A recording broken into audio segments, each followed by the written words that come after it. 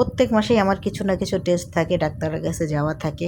আসসালামু আলাইকুম, কী অবস্থা সবার, কেমন আছেন? আশা করি আপনারা সবাই অনেক ভালো আছেন। আজকে যেহেতু পিজিতে যাব, কারণ আন্টি ডাক্তার দেখানোর জন্য পিজিতে যাবে, তাই আমিও চিন্তা করলাম যে আমারও কিছু টেস্ট আছে, তাহলে আমিও যদি টেস্টগুলো পিজিতে করায় আসতে পারি, সকাল সকাল যেহেতু যাচ্ছি, পিজিতে টেস্টগুলো করায় আসতে পারলে আমার জন্য খুব ভালো হবে। কারণ একবার যখন ওনাকেও নিয়ে যাচ্ছি, আর সেই সুযোগে আমি আমার টেস্টগুলোও কমপ্লিট করে আসবো, কারণ আমার প্রতি মাসেই কিছু না কিছু টেস্ট থাকেই, একটার পর একটা ডাক্তার টেস্ট।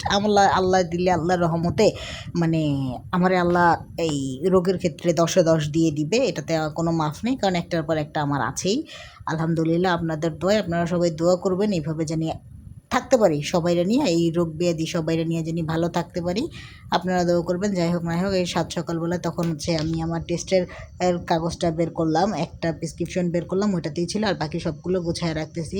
এইভাবে করে গুছায় টুছায় তারপরে ওইখান থেকে আরও কিছু জিনিস নেওয়া দরকার ছিল, ওইখান থেকে বললাম যে ওই জিনিসগুলো আমার লাগবে, ওই জিনিসগুলো আমাকে রেডি করে দাও। রেডি করে দিয়ে আমি আমার প্রেসক্রিপশন ফাইলে ঢুকায় রাইখা, এরপরে আমি সব গুছায় গাছায়া যতটুকু পারলাম রেখে টেখে আমি বের হয়ে চলে গেলাম হসপিটালের উদ্দেশ্যে। আম্মা পিছনে দাঁড়ায় আছে, আমি আন্টি বের হয়ে গেলাম। যাই হোক না হোক, এই যে দেখেন, এত কষ্ট করে হসপিটালে যখন যাই, এটা বলবো, কষ্টের কথাটা বলবো, এই যে আমরা যেহেতু এই হসপিটালে যাই, কারণ আমি টেকনিক্যাল থেকে আগারগাঁও যাব, কারণ আগারগাঁও মেট্রোতে যাব। মেট্রোতে গেলে আমার টাইমটা অনেক সেভ হবে।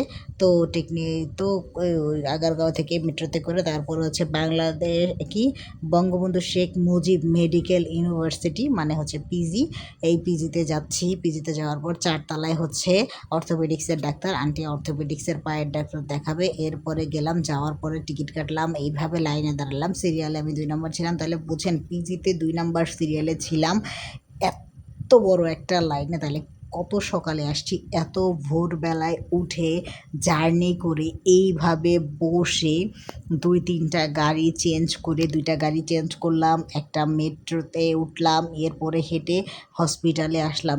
এরপরও যখন ডক্টরদের বিহেভিয়ার এত সুন্দরভাবে স্বৈরাচারের মতো পাই, একেবারে মনটা ভেঙে গেছে, খুব খারাপ লাগছে। খারাপ লাগার কারণটা বলবো, আমরা প্রথমে মানে এত বাজে ছিল। এই রুমটায় ডাক্তার দেখছে, এই যে 2টা ভাইয়াকে দেখতে পারতেছেন, এই রুম থেকে আমাদেরকে এই রুম থেকে আমাদের এন্ট্রি করা হয়েছে, তারপরে আমাদেরকে এই রুমে পাঠানো হয়েছে। সব কিছুই আমি ডিটেলসে বলবো।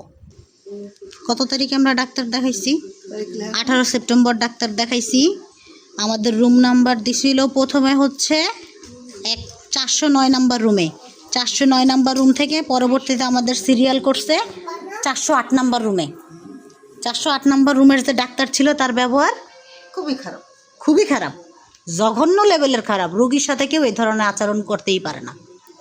ভালো খারাপ সব জায়গায় আছে, কিন্তু আমরা যখন এই অসুস্থতার মধ্যে শরীর খারাপ নিয়ে আপনাদের কাছে আসি, আপনারা যখন খারাপ ব্যবহার করেন, আমাদের রোগীদের আসলেই কষ্ট লাগে।